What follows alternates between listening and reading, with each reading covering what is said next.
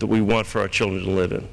Am I good from New York? You look like you're ready to talk. I'm always ready to talk, my friend. I was thinking as you're speaking about how institutions, starting with the United States government and state and county and local governments, can all do their part, and we've done our part by voting today. Actually, in this session last year,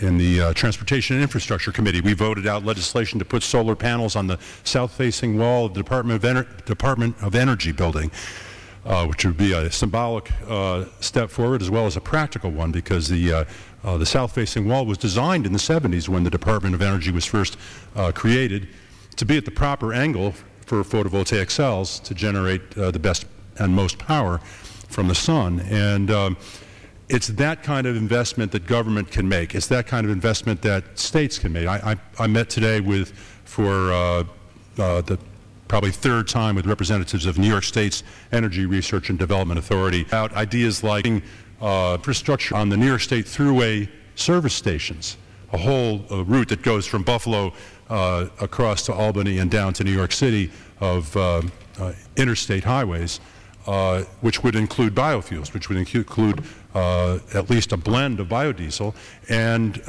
hopefully some E85. We've got hundreds of thousands at least of vehicles that have been sold as flex fuel vehicles to American citizens by TV commercials saying you're doing something green when you buy them. But here in New York State, where the 19th District of New York State that I represent, I got a call. We got a call in our district office from a lady saying, "I just bought a flex fuel vehicle.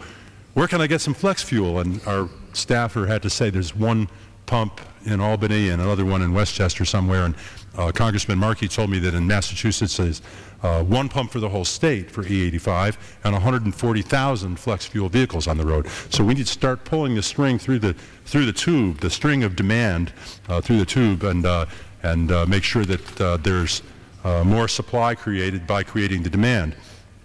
I would hope that the Arlington High School Action Club, which I just met with last week, who is in the middle of a project right now for putting solar panels on the roof of their school, a new wing of the school, would next, as I suggested to them, their next project after they do their solar panels, switch their school bus fleet for that school district to biodiesel or to a biodiesel blend. It's made to order for school bus fleets, for post office trucks, for town highway department trucks, county and state highway, any entity of government or private enterprise like UPS or FedEx or trucking companies that use a lot of diesel fuel can just as well burn.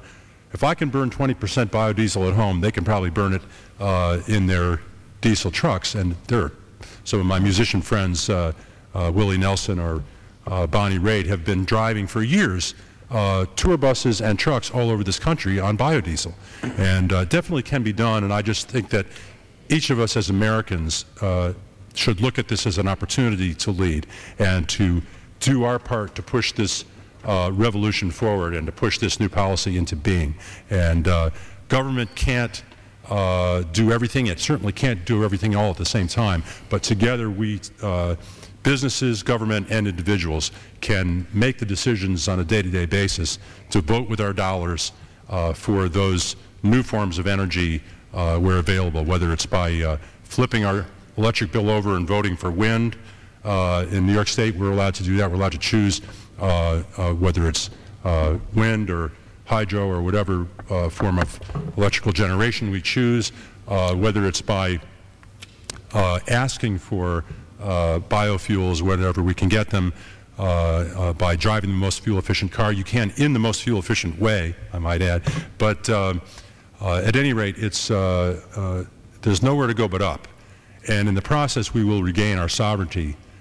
We will not, somewhere down the road, we will not have to worry about speaking honestly to the Saudis or other non-democratic governments about human rights, just as we won't have to worry about speaking honestly to the Chinese about lead-tainted toys, because we're afraid we won't get the oil from one or get the debt floated by the other.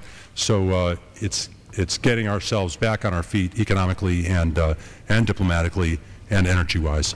And I yield back to the gentleman. I thank the gentleman from New York for the technical and the energy and to help us move this in the right direction. For a close, the gentleman from California.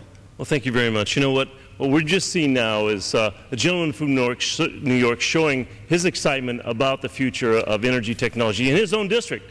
And I've seen this with representatives from New York, from Alaska, well, a new representative we're going to have in 2009 from Alaska, from California where I live, from all over the country, from the Great Plains, even the South where they don't have wind, they're always cloudy there, but they have biomass. So everybody can get excited, everybody can take part, our whole country can move together, forward together in such a way that benefits all of us and enhances our national security. So I'm looking forward to opening up a whole new economy. The